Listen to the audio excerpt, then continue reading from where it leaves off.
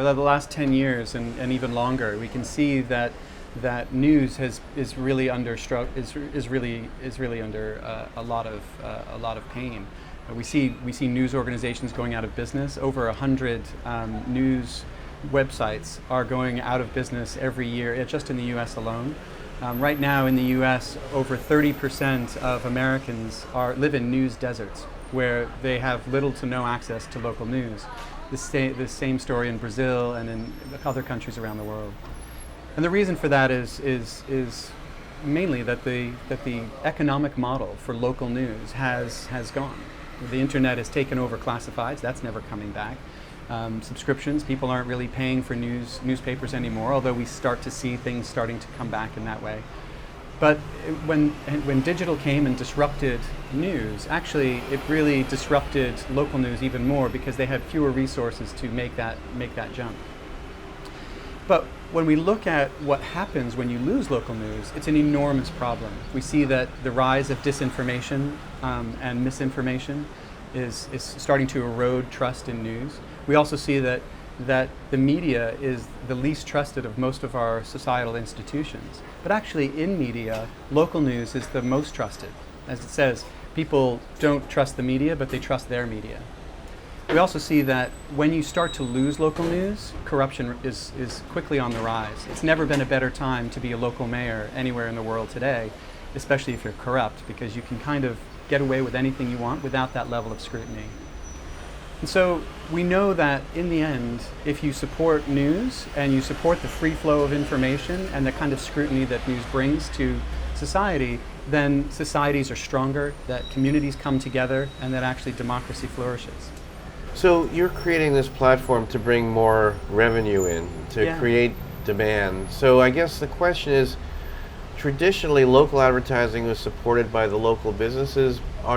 What kind of buying activity do you hope to generate? Well, local businesses are great, but that's also a very labor-intensive way of monetizing your inventory. The reality is they need more and better ways of monetizing their business, and we believe that brand advertising, major brand advertising, is a key aspect. Major brands have struggled with news over time, simply because news is a struggle. It's bad news in many cases, and yet, even though people and audiences that come to news sites are really valuable, they're engaged, the content itself sometimes presents challenges for brands. And so, rather than simply leaving news, which has kind of happened over the last couple of years as brands have come under fire for sometimes their brands appearing next to the wrong kind of content, actually the reality is that we need to find the right way to fund news, and brand advertising is a strong way to do that. So what's the roadmap for you guys? How are things developing, and where will we see growth over the next 12 months? It's great. We've actually built a whole system to identify and to create an index, essentially a scoring index for news and information media. So we can identify what is the reputable news and information media in a market, and then we can then go to brands, and we've established a brand alliance where brands will join and commit to spending money with those sites that score highly on that index.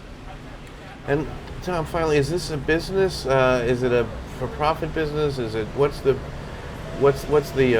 arrangement? No, it's a nonprofit, and the idea is that by identifying the right places for brands to spend their money ethically and responsibly, that actually we can create a nonprofit way for them doing that, create 100% transparency, because as a nonprofit we're free and open to all to see what's going on. We expect more of that media budget to go to working media, to end up with the publishers themselves.